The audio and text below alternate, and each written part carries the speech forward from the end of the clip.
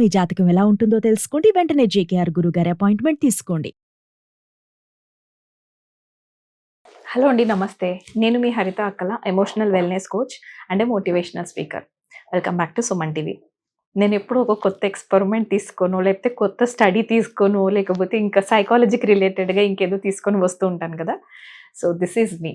అంటే నాకు సైంటిఫికల్గా నేర్చుకుంటూ దాన్ని నా లైఫ్లో అన్వయించుకుంటూ నలుగురికి ఉపయోగపడేలా దాన్ని నేను ఎలా కన్వర్ట్ చేయాలి అన్నది నాది, నా వర్క్ అది. నాకు అలా ఇష్టం ఉండటం.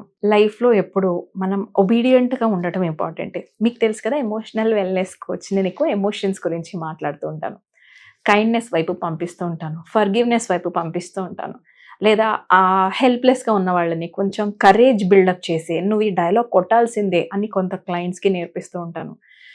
కొంతమంది పేషెన్స్ కోసం వస్తారు, కొంతమంది కరేజ్ కోసం వస్తారు. సో 2 years బ్యాక్ నాకు ఇలా వస్తున్నారని, క్లయింట్స్ వస్తారని, నేను ఇలా వాళ్ళకి చెప్తానని నాకు తెలీదు. బట్ ఒక్కో ఇటుక పేర్చుకుంటూ వెళ్ళాను అంతే. రైట్. సో ఇక్కడ నా గురించి కంటే కూడా యూ షుడ్ బి నోయింగ్ నేను ఏ పర్సన్ తయారవుతున్నాను. రైట్. అంటే మనకి ఇనీషియల్గానే చాలామంది నాతోని అంటారు, మ్యామ్ ఇలా ఎందుకు జరుగుతుంది నా లైఫ్లో. రైట్. నేను అందరు చెప్పినట్టే చేశాను కదా. మెయిన్ ఆడపిల్లలండి, ఇంకా ఫీమేల్ క్లయింట్స్ అయితే చెప్పొద్దు. చిన్నప్పటి నుంచి అంతా కూడా పేరెంట్స్ డెసిషన్స్ తీసుకుంటారు, లేకపోతే బ్రదర్స్ తీసుకుంటారు, లేకపోతే పెద్దవాళ్ళు తీసుకుంటూ ముందుకు వెళ్ళిపోతుంది సగం. వాళ్ళు అంటారు, మీరు మ్యారేజ్ అయిన తర్వాత మీకు నచ్చినట్టు ఉండండి, మీకు మ్యారేజ్ అయిన తర్వాత మీకు ఇష్టం వచ్చినట్టు చేయండి అని. మ్యారేజ్ అయిన తర్వాత వచ్చేసరికి సమ్హౌ ఇన్లాస్లో అక్కడ ఇంకొక సెట్ ఆఫ్ రూల్స్ స్టార్ట్ అవుతాయి. రైట్. ఇలా ఉండాలి, అలా ఉండాలి, లేదా నువ్వు నేర్చుకున్నవంతా కూడా ఇప్పుడు అక్కడ ఆగిపోయింది, ఇక్కడ నుంచి న్యూ సిస్టమ్ స్టార్ట్, న్యూ పద్ధతి స్టార్ట్.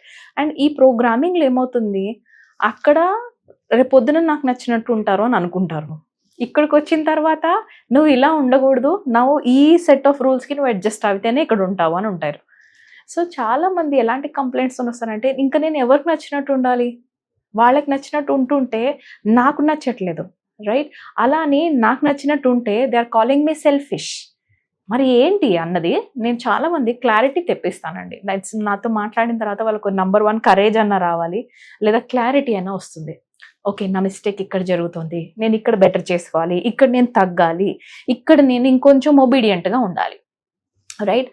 సో నేను ఒక ఎక్స్పెరిమెంట్ గురించి మాట్లాడతాను. ఈరోజు మనం ఒబీడియన్స్ గురించి మాట్లాడుకుందాం ఈ వీడియోలో. ఒబీడియన్స్ అంటే మనం ఎవరైనా మనకు చెప్పినటువంటి ఆర్డర్ ఫాలో అవ్వటం. Okay sir, okay ma'am, okay మా, ఓకే డాడీ అని మనం ఓకే అని చెప్పి మనం ఒక కైండ్ ఆఫ్ బిహేవియర్ని డెవలప్ చేసుకోవటం. రైట్. సో ఆ ఒబీడియన్స్ గురించి ఒకసారి ఒక ఎక్స్పెరిమెంట్ జరిగిందండి. ఓకే, అది 1970s చేశారు. You can see this. అందులో ఏం చెప్పారంటే, it is called Milgram's obedience experiment. ఈ ఎక్స్పెరిమెంట్లో ఏం చేశారు అని అంటే, ఒక ముగ్గురు ఉంటారండి, ఓన్లీ 3 participants. ఒకరు మన ఎక్స్పెరిమెంటర్, మనం ఎవరైతే చేస్తున్నారో డాక్టర్, సైంటిస్ట్ ఎవరైతే ఉన్నారో చేస్తున్న వాళ్ళ ఎక్స్పెరిమెంట్ ఆయన. And number 2 teacher. ఓకే, ఇది అన్నోన్ పర్సన్, ఇది ఒక అవుటర్ పర్సన్. ఓకే, ఇది మనకు తెలియదు ఎవరు అనేది. నెంబర్ 3 వచ్చేసి ఒక యాక్టర్, కానీ ఆ ఎక్స్పెరిమెంట్లో అతన్ని స్టూడెంట్ అని పిలుస్తారనమాట.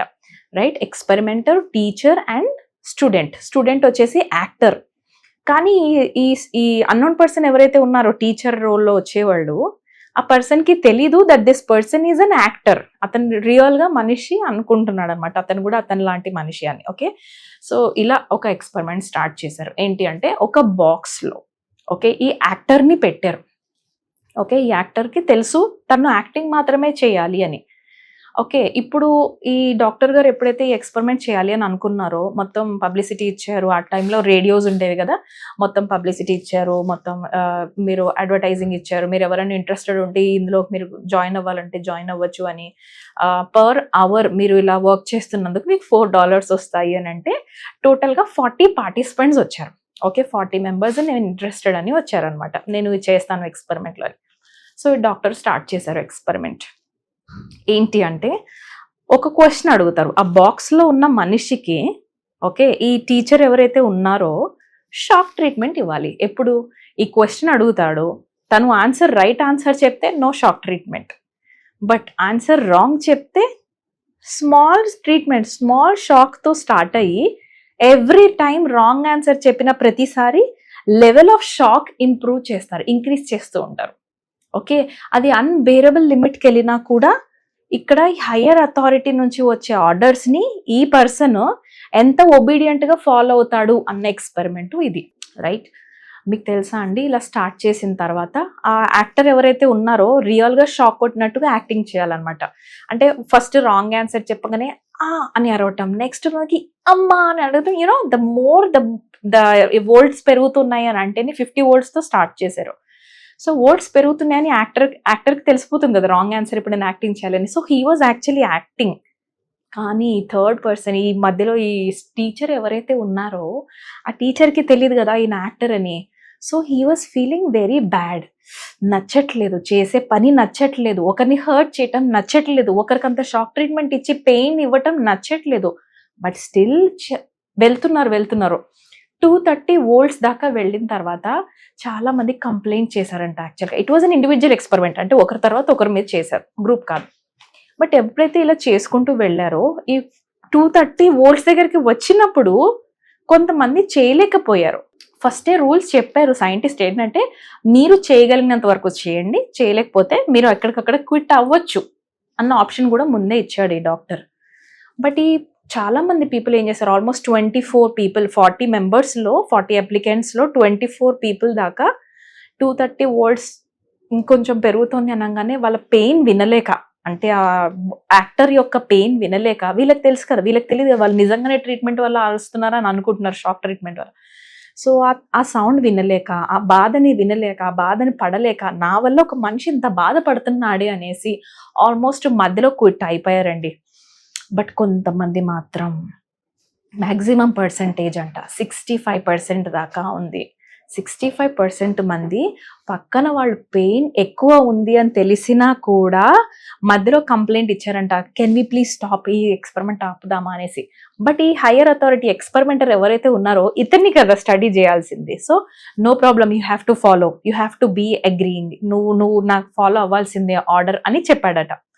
చెప్పంగానే వీళ్ళు ఇంకా ట్రీట్మెంట్ పెంచుకుంటున్నారు, బాధ వస్తోంది, బాధపడుతున్నారు, ఏడుస్తున్నారు, బట్ స్టిల్ పెంచుతున్నారు, వోల్ట్స్ పెంచుతున్నారు. వాళ్ళ పెయిన్కి వీళ్ళకి మెంటల్ ఎక్కుతోంది, ఇట్లా అంటున్నారు, బట్ స్టిల్ పెంచుతున్నారు. This is the scientific experiment. ఫైనల్గా అయితే 65% మంది ఒబీడియంట్గానే ఉన్నారు, అంటే they followed the higher authorities. పైన అథారిటీ వాళ్ళు నువ్వు చేయాలి అని చెప్పినప్పుడు వాళ్ళ ఎథిక్స్కి ఎగెన్స్ట్గా, వాళ్ళ విల్లింగ్నెస్కి ఎగెన్స్ట్గానే వెళ్ళి వాళ్ళు అలానే బిహేవ్ చేశారు. This is what we do, right? మనం మన రియల్ లైఫ్లో కూడా ఎన్నిసార్లు ఇలాగా అవతల మనిషి మనకి తెలుస్తున్నా కూడా, పెయిన్ఫుల్ అని తెలిసినా కూడా, వాళ్ళ బిహేవియర్ తప్పు అని అర్థమైనా కూడా మనము బికాజ్ మన పెద్దవాళ్ళు చెప్పటము, మనం ఓకే అనటము, ఎంతవరకు మనం అది చేస్తూ ఉంటాం తెలుసా అండి? ఇది I'm so sorry to say this, అందరూ అవ్వకపోవచ్చు, బట్ చాలా మంది ఫ్యామిలీస్లో అత్తగారు అథారిటీ, హై లెవెల్ ఆఫ్ అథారిటీలో ఉంటారు. ఆవిడ సపోజ్ కొడుకుకి చెప్పింది అనుకోండి, నువ్వు ఇలా బిహేవ్ చేయాలి అని. మీకు తెలుసా, హస్బెండ్ వైఫ్ మీద ఇంచుమించు ఇలాంటి ఒబీడియన్స్ ఎక్స్పెరిమెంట్ ఏదైతే జరిగిందో అదే జరుగుద్ది. వైఫ్కి కనిపిస్తూ ఉంటుంది ఇక్కడ ఏదో బ్యాడ్ జరుగుతోంది, ఇక్కడ నేను మాట్లాడాలి లేకపోతే ఇంకేదైనా చేయాలి అని అనిపిస్తుండొచ్చు. కానీ ఇక్కడ హయ్యర్ అథారిటీ లెవెల్లో హస్బెండ్ ఉంటాడు, హస్బెండ్ పైన మా అత్తమ్మ ఉంటుంది, అత్తగారి పైన ఇంకెవరో ఉంటారు. యూనో ఈ సైకిల్లో వీళ్ళు ఏం చేస్తారంటే ఓవర్ ఒబీడియన్స్ లోకి వెళ్ళిపోతారు. చాలా మంది కోడళ్ళు ఫేస్ చేస్తుంది కూడా ఇదే, రైట్? ఆఫీస్లో బాస్ చెప్పినప్పుడు మీకు ఎథిక్స్ మీకు ఓకే అనకపోయినా కూడా మీరు నెక్స్ట్ లెవెల్కి వెళ్ళి, బికాజ్ వాళ్ళు చెప్పారు కాబట్టి ఇంకొకరిని మీరు చెడుగా చేయడానికి ట్రై చేస్తూ ఉండొచ్చు మీ ఆఫీస్లోనే, బికాజ్ మీ జాబ్ మీకు ఇంపార్టెంట్ కాబట్టి, రైట్? సో మీ విల్లింగ్నెస్, మీరు ఎంతవరకు అయితే ఓకే అనుకుంటారో అప్పటి వరకు మీరు పక్కన మనిషికి పెయిన్ ఇస్తూ ఉంటారు. This is very important, right? మనం ఎప్పుడు కూడా ఎథిక్స్తోని బతికితే మనం హ్యాపీగా ఉంటాం. Let's stay for hour ethics. మనం మన ఎథికల్ లైఫ్ కోసం మనం డిజైన్ చేసుకున్న లైఫ్లో ఎవడైనా పోతే పోనీ బై, ఎవరైనా ఏమన్నా అంటే అనని, అనకపోతే అనకపోని, నీ చుట్టూ ఉంటే ఉండని, ఉండకపోని, ఇలా వాళ్ళ ఇష్టం. అది వెన్ దే హ్యావ్ డిసైడెడ్ వాళ్ళు ఓన్లీ డామినేట్ చేయాలి, డామినేషన్ ఈజ్ లవ్, డామినేషనే ఇది అని అనుకున్న వాళ్ళని మనం మార్చలేం. But at least we can come out of that toxic relationship. మనం వద్దనుకుంటే ఈ రోజు కూడా ఆ టాక్సిక్ ఎన్వైరన్మెంట్ నుంచి బయటకు వచ్చి వేరే కైండ్ ఆఫ్ లైఫ్ లివ్ చేయొచ్చు. Don't be too much obedient, okay? ఈ ఈ ఒబీడియన్స్ ఎక్స్పెరిమెంట్ లో అదే తెలుసుకున్నారు. Two much of obedience, two much of okay okay okay okay అని అనటం కూడా మన రిలేషన్షిప్స్ లో మంచిది కాదు. బికాజ్ అది మనకి అన్బేరబుల్ అవుతుంది, మనం మారిపోతున్నాం. మన ఎథిక్స్ మారిపోయినప్పుడు మనకు మనం నచ్చం, సెల్ఫ్ హర్ట్ చేసుకుంటూ ఉంటారు, సెల్ఫ్ హార్మ్ చేసుకుంటూ ఉంటారు, చివరికి సూసైడ్స్, డిప్రెషన్స్ దాకా వెళ్ళడానికి రీజన్ ఇదే, మీకు మీరు నచ్చట్లేదు. రైట్? సో మీకు మాకు మేడం చెప్తుంది అర్థమవుతుంది అని అనిపించినా, మేడం మేము ఇందులోంచి ఎలా బ్రేక్ చేసి బయటికి రావాలి అని అనిపించినా కూడా మన 1 hour సెషన్స్ ఉంటాయి. జస్ట్ కింద కనిపిస్తున్న నంబర్కి కాల్ చేసి కనుక్కోవచ్చు. Right? So don't be like this. Okay, నేను ఈ ఎక్స్పెరిమెంట్స్ ఎందుకు చూపిస్తాను అని అంటే, ఇవి ఒకప్పుడు సైంటిఫికల్ ఎక్స్పెరిమెంట్స్ చేశారు, బట్ టుడే ఈ రోజు ఆల్రెడీ మన అందరం కూడా ఆ ఎమోషన్స్ని ఆల్రెడీ గో త్రూ అవుతున్నాం. Right? Too much of obedience వద్దు, టూ మచ్ ఆఫ్ ఓకే నేను ఫాలో అవ్వాలి అన్నది కూడా అవసరం లేదు. కొన్నిసార్లు బ్రేక్ యువర్ రూల్స్ అండ్ మీకోసం మీరు కూడా బతకడం నేర్చుకోండి. Thank you so much for watching this video. నమస్తే.